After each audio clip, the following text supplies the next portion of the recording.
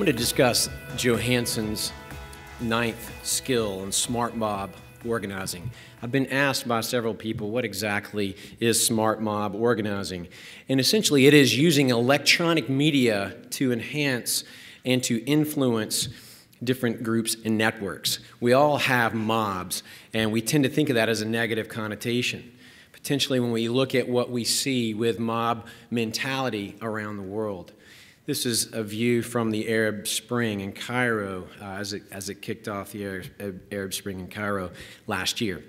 Now, I challenge that we all have mobs, and some days I feel like this might be carpool, right, as we're out there. But it is important and incumbent upon us as educators to make sure that our students are skilled with electronic social networking. And this is where we can also learn a lot from them. We all need to know how to do this. I received tweets as we were celebrating Bob Chambers earlier today. It's important that that was instantaneous. That is the world in which we live. It's important for us all, Johansson says, to have a strong online presence. And it's really important not only for us to be able to have an in-person presence as has always been necessary, but for us to have a strong online presence as well. The sum is greater than the whole of its parts.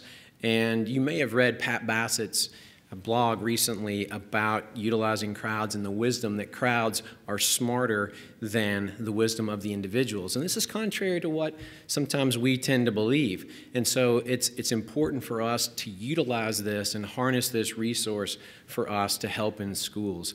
You may have seen recently another great example. Johansson talks about utilizing cell phone data to track malaria research, to follow the migratory patterns of people in sub-Saharan Africa, to really follow that, use that data to help solve problems like malaria.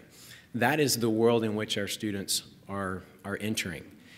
The other thing that Johansson challenges us is to utilize or to challenge our team to be a smart mob, to organize together, utilize electronic media so that we can keep up with what is going on in a more instantaneous fashion.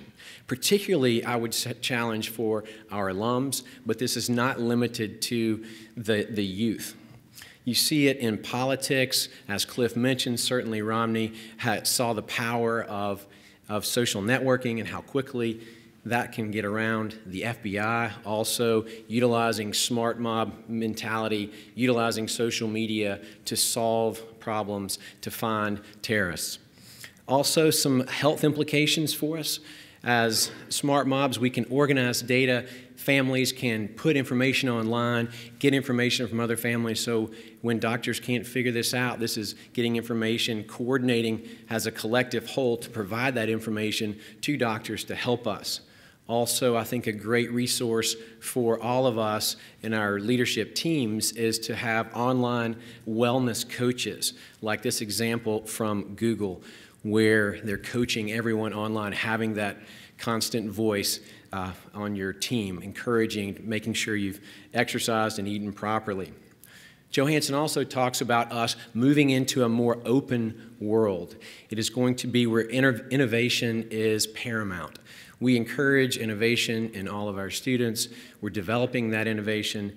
This is a great example of having collective doctors around the world come together to solve particular issues. It can also be used for negative instances like terrorism. It can also be used for pranks that I'm sure some of us may have in schools. This is an alum who started Improv Everywhere from Hammond, where he is one of the ones who brings in different groups and organizations, like everybody dressing in blue shirts and khaki pants and going into a Best Buy and just standing there and not actually doing anything. It was very disruptive. Jimmy Wales, a smart mob organizer who is a great example, who founded Wikipedia, where it essentially put the Microsoft Encyclopedia that had been first out of business, utilizing that smart mob mentality and organizing in a way that's productive. Fundraising, something we all really care about. And it's not just for the youth. This is very important. Looking at this data, looking at 75% of the people from 35 to 60 will give online this year. You need to utilize that. And in terms of tweeting, we've talked a little bit about utilizing that. If you're going to use a ghost tweeter and you're not doing it yourself, Johansson says you don't have to really do that yourself. Make sure that you find someone who is going to be reliable. And if you fire them, make sure you change your password, or you could end up like this guy who's a ghost tweeter, kept tweeting all night long after a few drinks. Thank you.